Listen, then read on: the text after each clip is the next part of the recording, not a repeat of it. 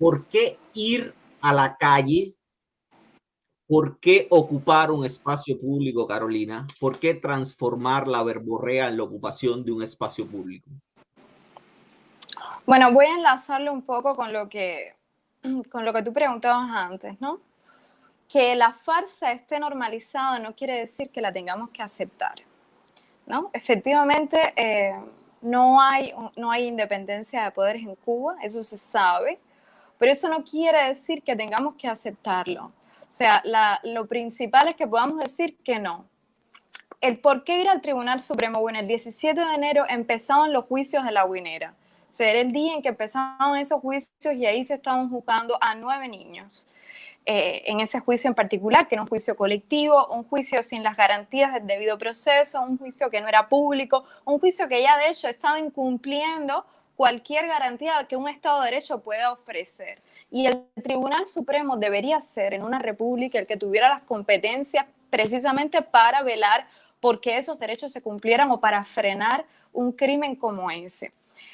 Durante esa protesta que fue en una vía pública, hubo un momento en que una funcionaria que no se identificó al principio salió. Ellos en realidad enviaron a 3 funcionarios, a 3 emisarios. La primera, una mujer que nos decía, pasen a referir la queja a atención a la población. Y nosotros le decíamos, no, estamos haciendo una protesta. Y la señora decía, ¿pero cómo una protesta? Sí, señor, una protesta, una manifestación. Yo le preguntaba, ¿usted es juez, usted es fiscal? ¿Cuál es su cargo, no? Porque entendía que una funcionaria del Tribunal Supremo conocería el significado de la palabra protesta, conocería el significado de la palabra manifestación, que además está escrita en la Constitución, y entendería lo que estaba pasando. Conocería Pacífica, la por palabra supuesto, ahí niños ninguno de porque se nosotros en ningún sorprendió con la momento palabra niños también. usó la violencia, claro, se sorprendió con la palabra niños y sin embargo ahora sabemos que ya no son 14, vuelvo y repito, que son 55 y ellos han multiplicado ese número con una desfachatez sin pudor ninguno extraordinaria. Es como que, bueno, mira, ¿sabes qué? Ya ni siquiera 14, son 55, ¿no?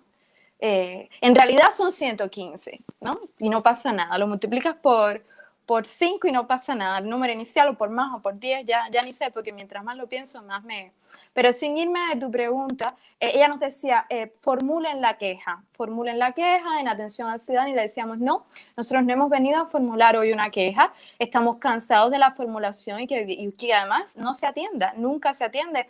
Va a ser un año, el 4 de febrero, de que Solveig Font y yo presentamos una queja en la Asamblea Nacional y la respuesta que se nos dio era una respuesta como para niños del círculo infantil, realmente sin justificación, a un ministro que también era diputado, que ejerció la violencia física, está grabado en una directa, y que por algo, por muchísimo menos que eso, en cualquier parte del mundo hubiese renunciado el mismo día por la tarde. Y si no renuncia ese mismo día por la tarde, al otro día lo cesan, porque eso es ejercicio de la violencia en un espacio público por un funcionario público, que además se debe que uno vaya a una institución a pedir cuentas a un funcionario público es lo más normal del mundo, porque sus salarios, como decía Daniel, sus prebendas están pagadas por la ciudadanía, están pagadas por el pueblo.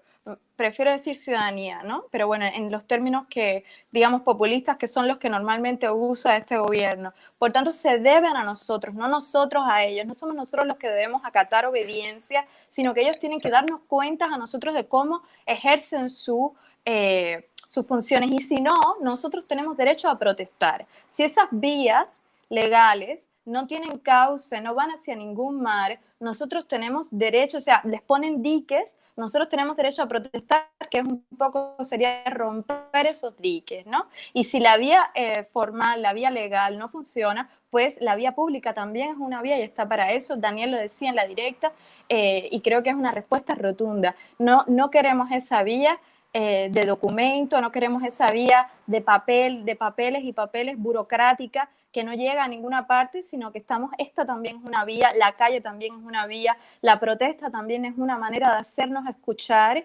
La protesta, la denuncia son formas legítimas que, aunque ellos no escuchan, están reconocidas en la Constitución. Y si no lo estuvieran, nosotros tenemos todo el derecho de hacerlas valer. La razón probablemente por la que ese informe de la Fiscalía obsceno y absurdo y horrorífico ha sido publicado es precisamente porque la denuncia de Justicia 11J, de todos los activistas, una y otra vez, ha increpado a la Fiscalía que lo tenga que hacer.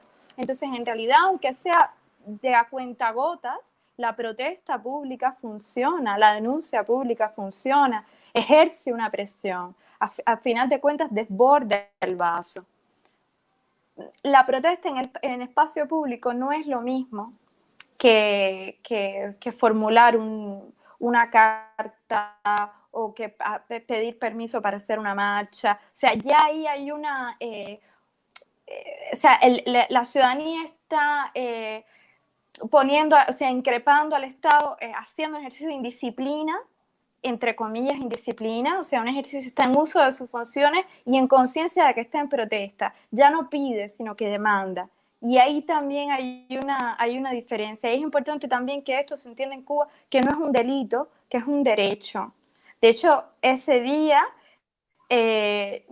Daniel Triana, Tata Poder y yo tuvimos una carta de advertencia que de hecho no debió de tener lugar, pero no tuvimos otro tipo de procesamiento, en parte, y esto es muy importante y esto es muy complejo, porque tenemos más visibilidad que otros. Hay que recordar que Luis Robles, por muchísimo menos que lo que nosotros hicimos, el 4 de diciembre de 2020, fue arrestado por ir a San Rafael con un cartel, ni siquiera abrió la boca, que decía libertad, no más represión, libertad para Denis Solís, y todavía está preso.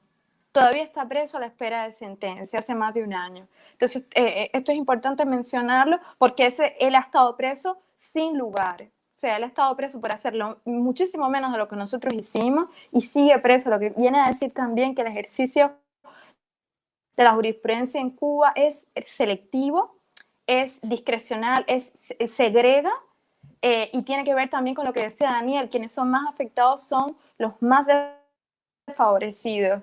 Esta que en cualquier caso debió ser un proyecto hecho para las personas marginales, desfavorecidas, para los más pobres, y terminó haciendo de ellos unos criminales.